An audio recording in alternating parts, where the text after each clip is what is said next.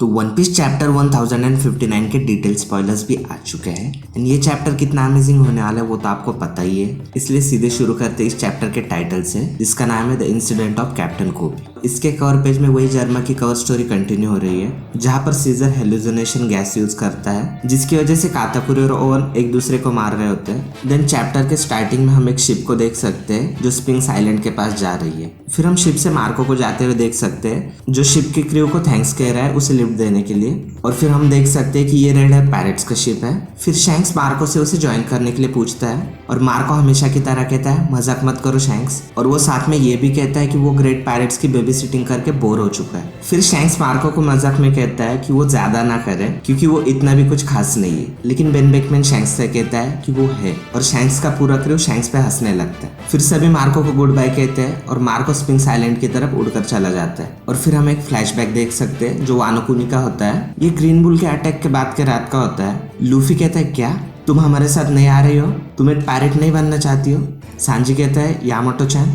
Yamato कहती है कि मैं श्योर हूँ कि तुम लोगों ने भी नोटिस किया होगा कि वो फॉरेस्ट गैस सिर्फ पावरफुल हाकी की वजह से रुका है। काइडो भले ही हार गया है, बट ये भी सच है कि वानो पे अब बहुत सारे लोग अटैक करेंगे और मैं ऐसे कैसे किसी एडवेंचर पर जा सकती हूँ जबकि मैं अंदर से इस कंट्री के लिए वरीड हूँ, और मुझे यकीन है कि तुम भी यही फील करते हो। लूफी भी यामाटो की बात से पूरी तरह कन्विंस हो जाता है। लूफी यामाटो की तरफ सीरियसली देखता है, बट उसे पता है कि यामाटो जो कह रही है वो सब सही है, सो इसलिए वो यामाटो के डिसीजन को एक्सेप्ट करता है और मोमोनोसुके और वानो को उसकी केयर में छोड़ता है। जोरो यामाटो से कहता है लेकिन थोड़ा केयरफुल रहना, कहीं मोमो की फीलिंग्स हर्ट ना हो जाए, क्योंकि वो थोड़ा खुददार टाइप का पर्सन। यामाटो कहती है हाँ उसे पता है, और वो ये भी कहती है कि वो एक पर्सनल गोल भी ढूंढेगी जिससे वो वानो में रह पाए। और सांजी यामाटो के डिसीजन की वजह से रोने लगता है। फिर वहां पर मार्को आता है। मार्को लूफी से कहता है कि एक शिप वानो के पास आ चुकी है और वो उस पर जा रहा है। फिर हम एक मरीन फोर्ट का फ्लैशबैक देख सकते हैं, जहां पर मार्को जिनबे से कहता है कि एस के भाई का ध्यान रखना। फिर लूफी मार्को को समिट वॉर में उसके हेल्प करने के लिए थैंक्स कहता है। फिर मार्को कहता है अगर एस होता तो वो ये देखकर बहुत खुश होता कि तुम कितने स्ट्रांग हो चुके हो, जिस पर लूफी स्माइल करता है। फिर मार्को लूफी के लिए एक लास्ट मैसेज के साथ वानो से उड़ जाता है। मार्को कहता है अब से ये तुम्हारी एरा है तो पूरे डिटर्मिनेशन के साथ आगे बढ़ो।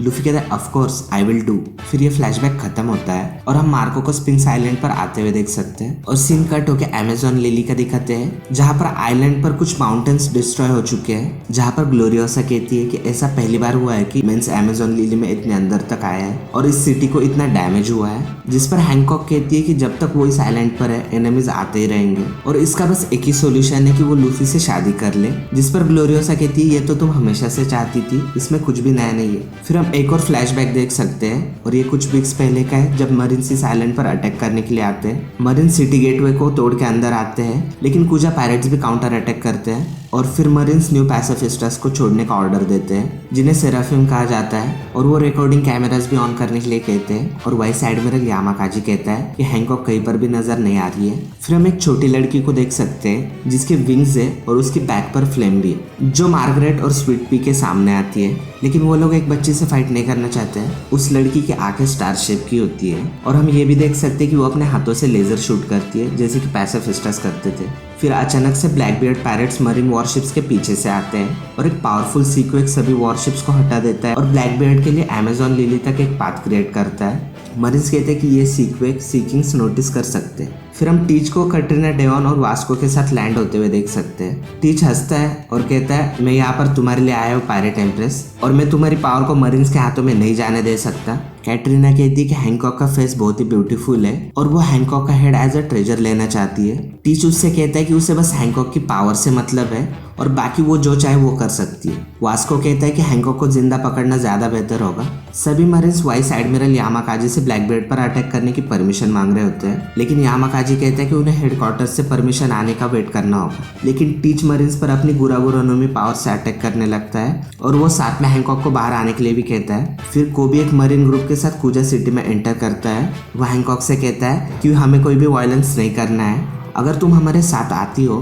तो मैं प्रॉमिस करता हूँ कि हम तुरंत निकल जाएंगे। फिर हम मैरीगोल्ड और सैंडर सोनिया को देख सकते हैं जो कहती है कि वो मरीन्स को देख लेंगी, लेकिन हैंकॉक लड़ाई में चली जाती है, जिस पर हैंकॉक कहती है वो किसी की भी बात नहीं सुनेगी और वो किसी के भी सामने नहीं झुकेगी। फिर हम टीच के एक सबऑर्डिनेट को देख सकते हैं जो टीच की हेल्प मांग रहा है क्योंकि उसके सामने एक एनिमी है जिसे वो हैंडल नहीं कर पा रहा है। वो एनिमी एक बच्चा ही होता है, लेकिन वो लोग उसके अगेंस्ट कुछ नहीं कर पाते। फिर हम पैसिफिस्टा से एक लेजर एक्सप्लोजन होते हुए देख सकते हैं जिस पर ब्लैकबीयर्ड कहता है क्या ये नहीं हो सकता, व्हाइट हेयर्स, ब्राउन स्किन और ब्लैक विंग्स। और फिर ब्लैकबीयर्ड वहां जाता है जहाँ पर वो बच्चा होता है। अब उस बच्चे के बैक पर फ्लेम्स भी होती है और वो मिहॉक की तरह एक बड़ी स्वॉर्ड भी कैरी कर रहा होता है और एक्चुअली में वो बच्चा मिहॉक के चाइल्ड वर्जन जैसा दिखता है जो ओडा ने SBS में ड्रॉ किया था। फिर वो बच्चा टीच पर अटैक करता है जिसकी वजह से आइलैंड के एक माउंटेन के 2 पार्ट हो जाते हैं। टीच कहता है PX शिट, तो ये बच्चा एक पैसिफिस्ट है, ये क्या हो रहा है। फिर वो पैसिफिस्टस ब्लैकबीयर्ड पर फिर से अटैक करता है, लेकिन ब्लैकबीयर्ड अपने हाकी कोटेड आर्म से उसे रोक लेता है। फिर ब्लैकबीयर्ड ब्लैक होल यूज करता है और उसके आसपास की सारी चीजों को एब्जॉर्ब करने लगता है। फिर बोआ हैंकॉक अपने स्लेव एरो से सभी एनिमीज को स्टोन में बदल देती है, जिसमें कि हेलम्पो, वाइस एडमिरल यामाकीजी भी होते हैं, जिस पर कोबी पैसिफिस्टस को तुरंत ही रुकने का ऑर्डर देता है, अदरवाइज वो लोग अपनी लेजर बीम से स्टोन स्टैचूज को डिस्ट्रॉय कर देंगे। फिर बोआ हैंकॉक अपना परफ्यूम फेमर अटैक करने जाती है, लेकिन कोई उसे रोक लेता है। फिर हम एक बहुत ही इंप्रेसिव डबल पेज में देख सकते हैं कि टीच ने बोआ हैंकॉक को पकड़ लिया है। टीच ने हैंकॉक को गर्दन से पकड़ लिया है और वो उसे ऊपर उठाता है और ये सब कुजा पायरेट्स और कोबी देख रहे होते हैं क्योंकि वो सब उनके सामने हो रहा होता है। ब्लैकबीयर्ड यहाँ पर अपनी यामी यामिनो में फ्रूट की पावर्स यूज कर रहा होता है, जिसकी वजह से हैंकॉक अपनी पावर्स यूज नहीं कर पा रही होती है। और फिर हमें उनकी नई बाउंटीज दिखाई जाती है। हैंकॉक कहती है कि अपने गंदे हाथ मुझसे दूर रखो। फिर हम हैंकॉक की बाउंटी देख सकते हैं जो है 1.659 बिलियन बेरीज। ब्लैकबीयर्ड हंसते हुए कहता है तो इसलिए वो लोग तुम्हें इम्प्रेस कहते हैं, तुमने मेरे सभी लोगों को स्टोन में बदल दिया। फिर हम ब्लैकबीयर्ड की बाउंटी देख सकते हैं जो कि 3.996 बिलियन बेरीज। जैसे ब्लैकबीयर्ड ये कहता है हम वास्को शॉट और कैटरीना डियोन को देख सकते हैं, वो लोग भी स्टोन में बदल चुके हैं और कोबी को समझने आ रहा होता है कि वो इस सिचुएशन में क्या करे। फिर ब्लैकबीयर्ड हैंकॉक से कहता है कि वो उसकी पावर्स को लेने के लिए बहुत ही पेशेंटली रुका हुआ था, जिस पर हैंकॉक कहती है कि उसकी पावर्स उसकी ब्यूटी की वजह से काम करती है। वो कहती है कि अगर ब्लैकबीयर्ड उसे मार भी देता है फिर भी वो लोग स्टोन के ही बने रहेंगे, इवन मेरोनोमी का नेक्स्ट यूजर भी इसे रिवर्स नहीं कर सकता है। जिस पर कोबी कहता है कि हैंकॉक जितना सोचा था उससे भी बिगर प्रॉब्लम निकली। ब्लैकबीयर्ड कहता है कि ऐसा लग रहा है कि हम कुछ नहीं कर सकते, है ना हीरो कोबी। और फिर ब्लैकबीयर्ड ये रिवील करता है कि रॉकी पोर्ट इंसिडेंट में वो कोबी था जिसने ब्लैकबीयर्ड की हेल्प की थी वांग जी को हराने में, और सिर्फ उसी की वजह से ब्लैकबीयर्ड पायरेट आइलैंड का बॉस बन पाया। कोबी स्पीचलेस होता है इसलिए वो कुछ नहीं कहता। टीच कहता है कि तुम्हें सच में लगता है कि अगर मैं इसे छोड़ दूंगा तो ये सबको नॉर्मल कर देगी। जिस पर कोबी कहता है कि अगर वो सबको नॉर्मल नहीं करती है तो एक बहुत बड़ा प्रॉब्लम हो सकता है। हैंकॉक कहती है कि वो सबको नॉर्मल कर देगी अगर वो लोग इस आइलैंड को छोड़कर चले जाएंगे।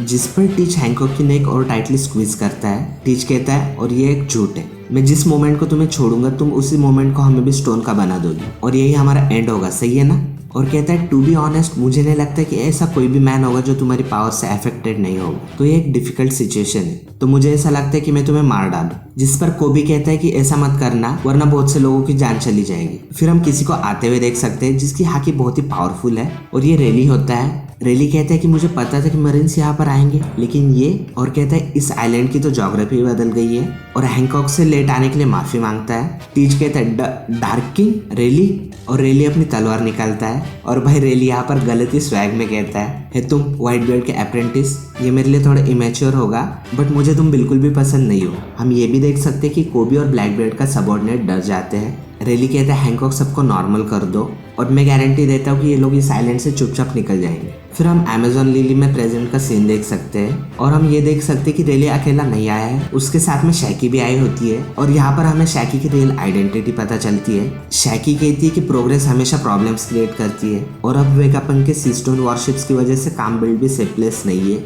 और फिर हमें पता चलता है कि शैकी 2 जनरेशन पहले अमेजोन लिली की एम्प्रेस थी और वो तब की कुजा पायरेट्स की कैप्टन भी थी। रेली कहता है अच्छा हुआ वो चले गए क्योंकि मैं अब बूढ़ा हो चुका हूँ, तो मुझे नहीं लगता कि मैं ब्लैकबीयर्ड को हरा पाता। और रेली साथ में ये भी कहता है कि मरीन्स को ऐसा लगता है क्या कि वो अपने नए वेपन से वॉरलॉर्ड को रिप्लेस कर सकते हैं। फिर मैरीगोल्ड और सैंडर सोनिया बात करते हैं। मैरीगोल्ड कहती है बैटल के एंड में वो दो, जिस पर सैंडर सोनिया कहती है उन लोगों को एक खरोच तक नहीं आई थी, और उससे भी स्ट्रेंज बात ये है कि उसमें से एक एग्जैक्टली बिग सिस्टर के चाइल्ड वर्जन जैसी लग रही थी। फिर हम उस सेराफिम की एक पिक्चर देख सकते हैं जिसे मरीन्स ने अमेजोन लिली में यूज किया था, और हम यहाँ पर ये देख सकते हैं कि उसका फेस एकदम एग्जैक्ट बोआ हैंकॉक के फेस जैसा लगता है जब बोआ हैंकॉक एक चाइल्ड थी, लेकिन उसकी आंखें स्टार शेप की होती है। फिर हम एक मरीन शिप को देख सकते हैं जो अमेज़न लिली में जो कुछ हुआ उसकी रिपोर्ट कर रहा होता है। मरीन्स कहते हैं हम एग हेड पोर्ट पर पहुंच रहे हैं और कैप्टन कोबी को किडनैप कर लिया है। और हम न्यूज़पेपर में कोबी की फोटो देख सकते हैं जिस पर नैरेटर कहता है कि रॉकी पोर्ट इंसिडेंट के हीरो